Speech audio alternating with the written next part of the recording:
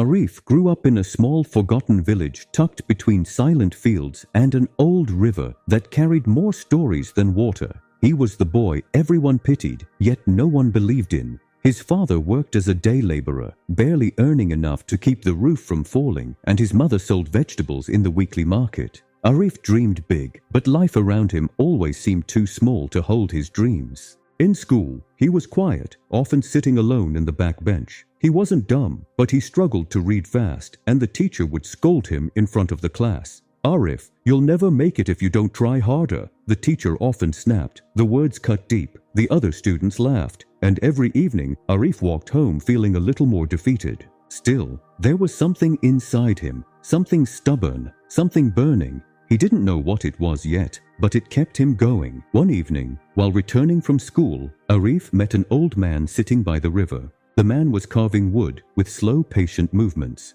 Arif watched him for a moment.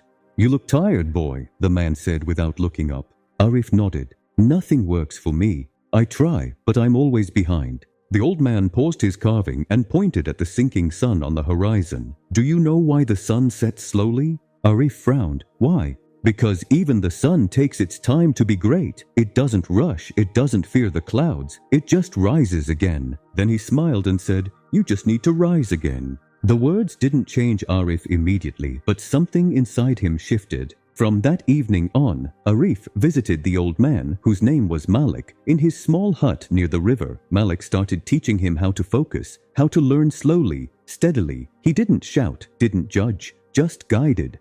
Every day before school, Arif would wake up early, wash his face in the cold river water, and read out loud while Malik listened. And every time Arif wanted to quit, Malik would say the same words. "Rise again, Arif, that's all you must do." Months passed. Arif got better, slowly but surely.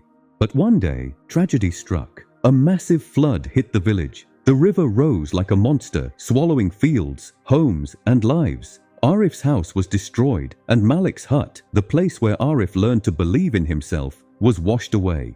When the water finally calmed, the village was broken. People cried, families searched for missing belongings, and hope was hard to find. Arif stood near the ruins of Malik's hut, staring at the muddy ground where his mentor once sat. He felt lost, empty. The voice inside him that once burned now flickered like a dying flame. But then he remembered Malik's words.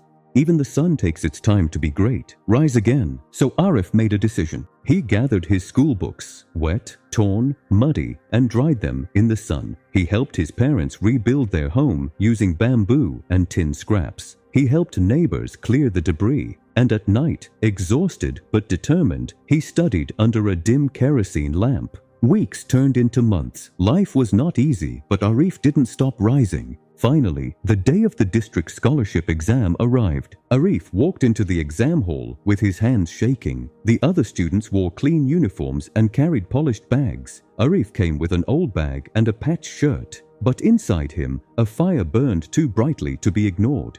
He sat down and remembered Malik's voice in his heart. Arif wrote like he had never written before. He didn't overthink, didn't panic, just tried his best, one question at a time.